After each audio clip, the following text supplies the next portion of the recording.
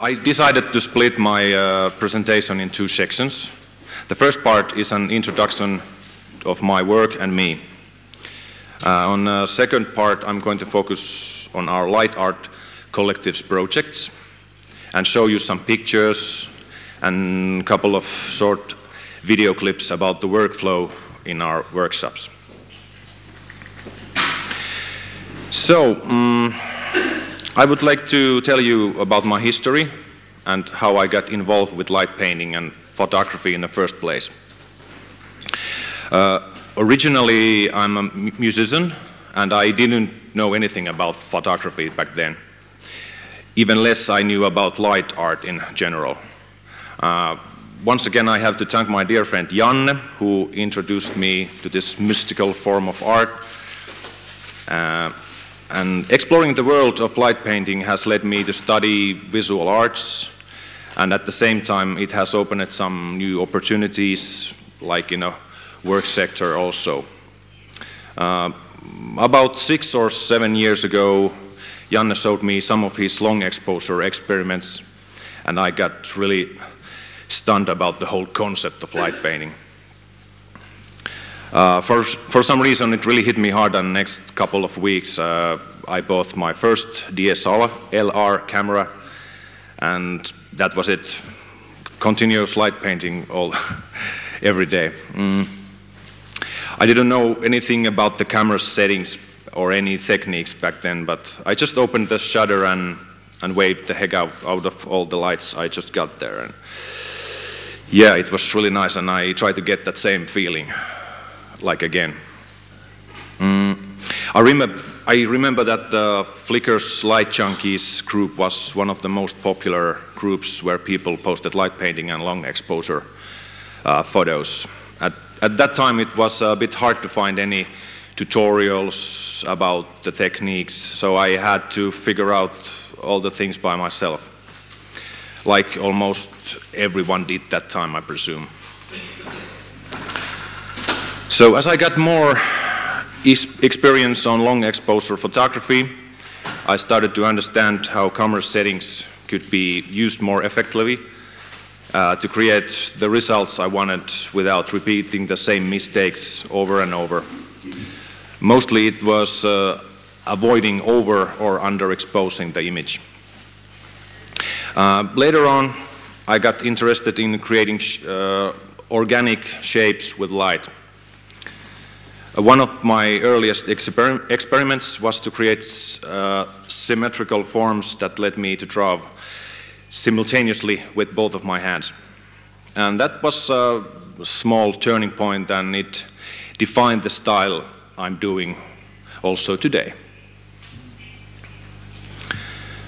Living in a city means that you have lots of light pollution, and finding a proper place for light painting is not always easy, as you may all know.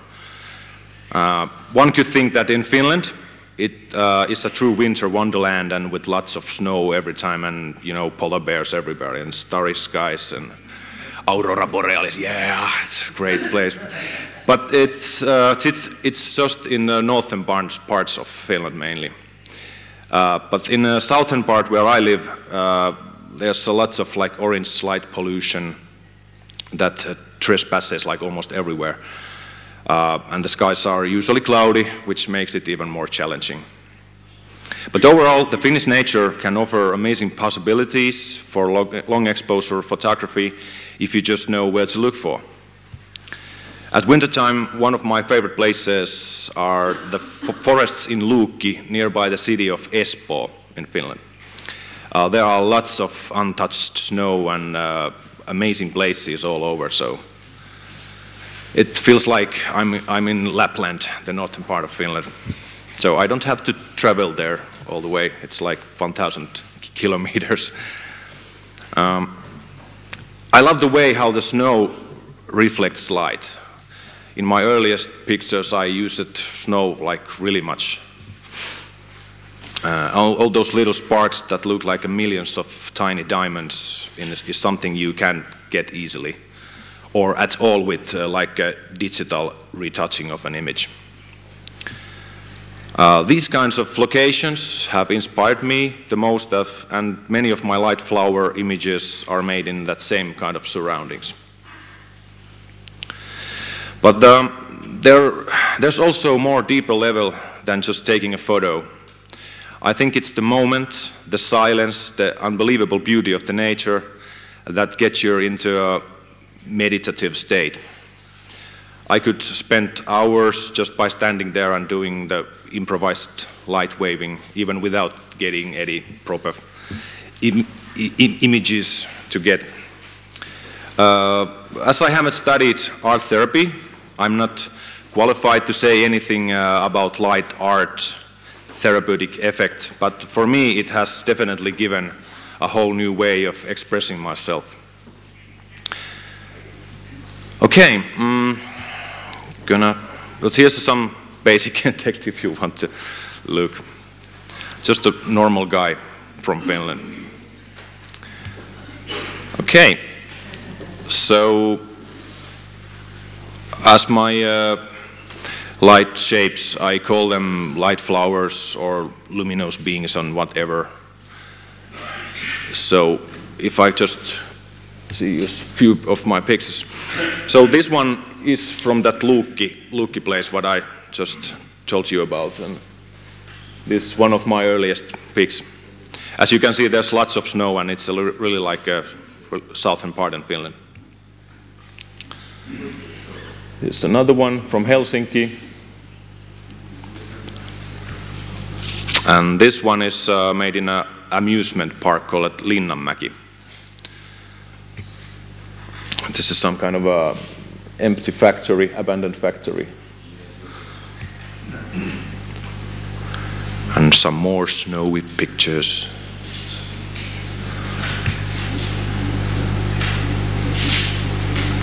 And it's from Helsinki also. And this is our cellar.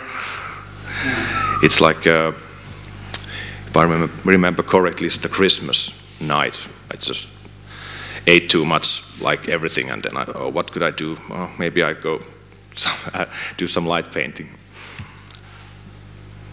And here's more abandoned locations.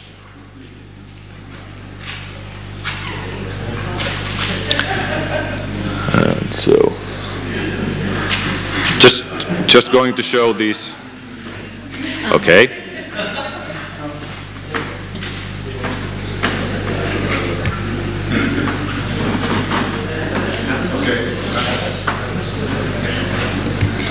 All right, I don't know how your translation goes, but there's some people laughing, so I presume there's something funky going on there, but okay.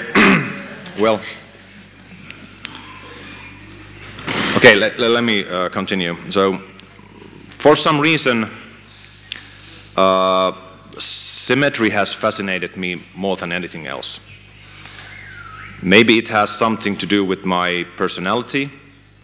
I tend to be a bit restless soul, and I rush from things to another quite fast. That way I might seek balanced things like symmetry, for example, through my art. As I mentioned it earlier, I like to use both of my hands at the same time when I'm drawing with light. It helps me to achieve the symmetric shapes more easily, and that technique balances my moves in the darkness. My first flower-shaped form was born accidentally this way, and later on it got a bit like developed into more complex forms. Well, as an opposite for organic shapes, I thought to give a try in creating forms with sharper edges. And I saw some posts in Flickr back then where people had attached like L-wire on square-shaped frames. And I thought, why not make joints on like every corner? So that way the frame could be modified during the exposure, and the light trails could have more complex shapes. Just like I showed you on that earlier, the blue picture. it is done with the tool like that. Maybe someone else had already done it before me, but the outcome could have been totally different. So there you saw a few examples of my work. Some of you might already know how I do this, but I thought to give you a brief explain about the technique I use. It's very simple, and there's no fancy tricks. I'm only using my own like body symmetry and the measures and rules to achieve those forms. The most crucial thing is to keep your one foot as an anchor point in the middle of the picture. That's how you know from where you started and what section of the picture you've already drawn. Sometimes I leave a small LED light to mark the middle spot of the image. So, here's some text about my light tools. Like you saw, it's really simple DIY stuff, recycled materials from kids' toys to plastic bags, flashlights, and the L-wire, electroluminescent wire. Here's just a couple of my typical tools. So it's not that fancy stuff. Really, really basic.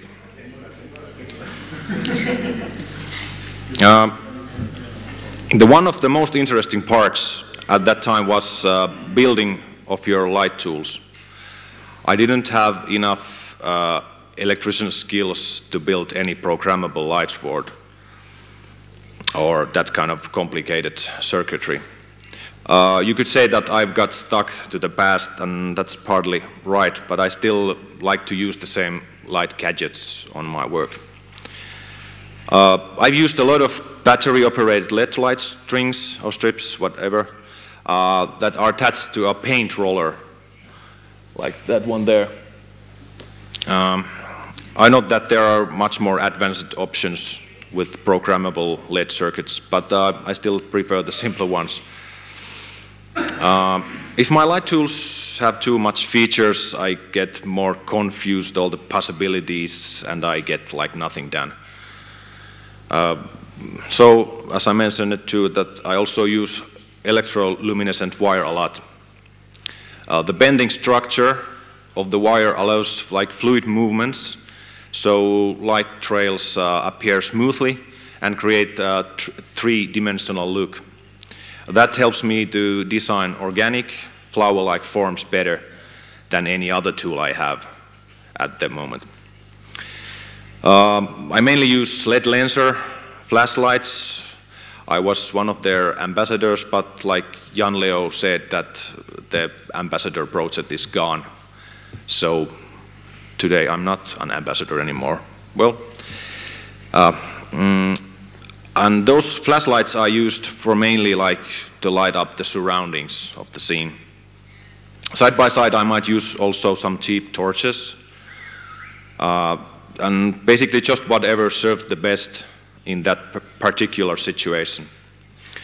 For light painted portraits, I have a selection of custom-made light painting tools from Herramientas Light Painting and Light Painting Process, Jason's stuff. So,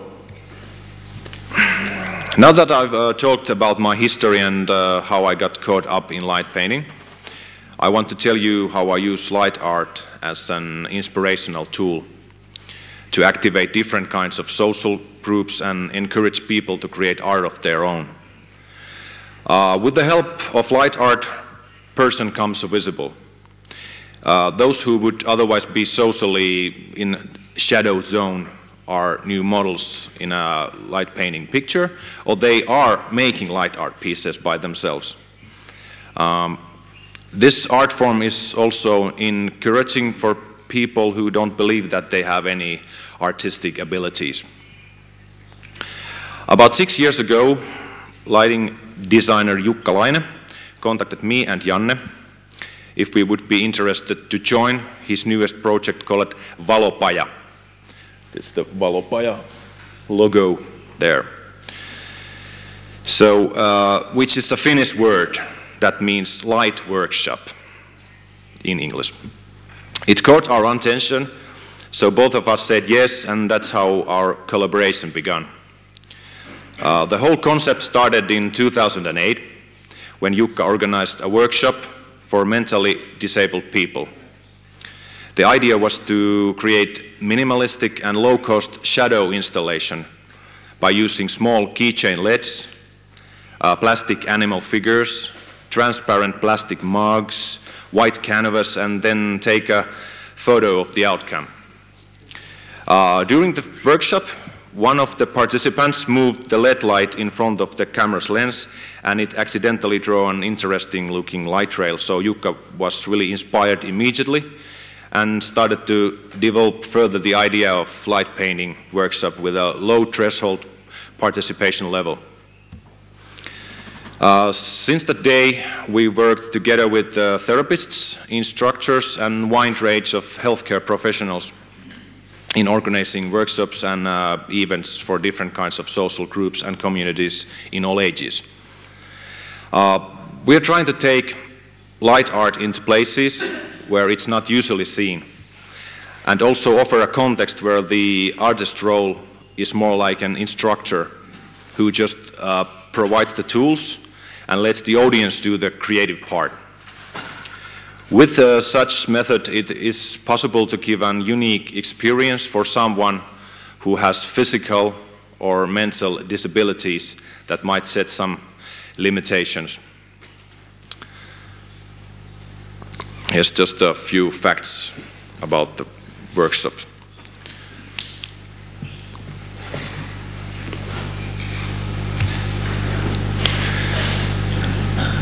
And I'll just be showing those works a bit later, but here is a list of different kind of groups that we are working with.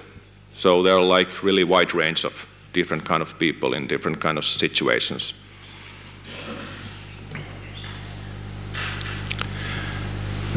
So let's continue.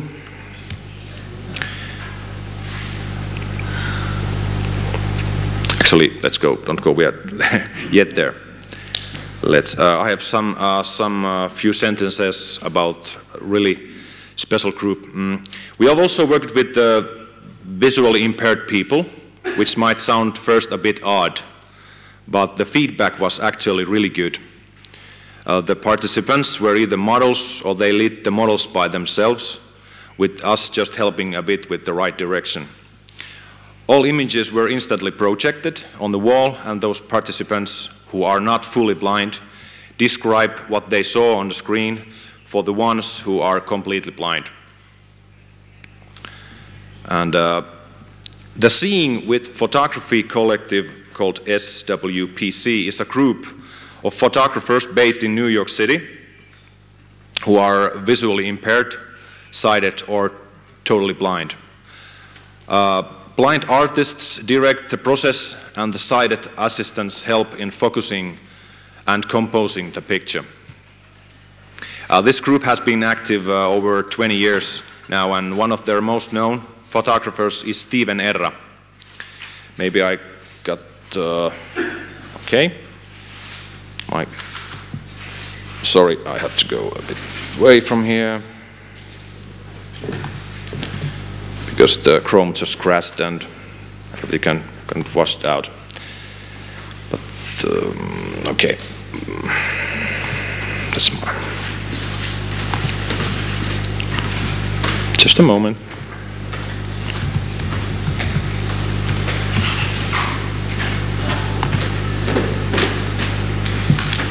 Well, okay, I continue with the work of our workshops. But you can see on the Flickr the name Steven Erra if you want to look his pictures more. They are really impressive stuff. So, let's continue with the Valopaja stuff now, okay? So, the workflow is quite simple. The workshop consists of shadow installations, light art portraits, and real-time light painting with a custom-made computer software. The content varies always, and it can be tailored for each even separately. Basic idea behind Valopaja's workshop is to turn the traditional art experience upside down.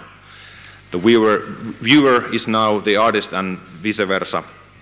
We only provide our knowledge, the tools, and an inspirational context. The rest of it comes from the participants. Another important thing is to keep all needed equipment and materials portable, simple, and low cost as possible. Because our focus is on a social area where money is on tight, and everything should be simple enough so that people can understand the concept without any previous experience of it. The total length of the workshop is usually 45 minutes. We usually start with those miniature shadow installations, which I'm going to show you some short video clip. It requires a darkened room, and there should be from 1 to 5 tables where we can build the mini stages for the installations. After the participant has made his own installation, it will be photographed. The idea is to keep it quite simple as that. For one workshop, we usually take 5 to 10 participants at the same time. So let me see if we have some videos here. Okay.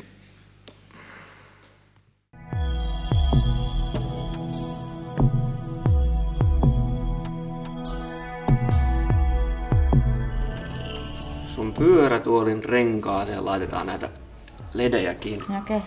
Laitetaan nää sinitarralla. Okei. Helppo laittaa kiinni ja helppo ottaa pois. Miten? Noin pistetään kiinni ja... Miten se mukaan onnistuu? Tää onnistuu kuule todella hyvin. Ihan niinku Pistetään vielä yksi valaisin tuohon.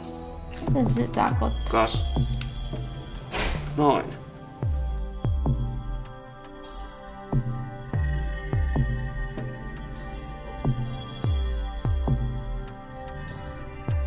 Kokeillaan, miten tää nyt toimii. Tää toimii hyvin. Mitä siitä tykkää?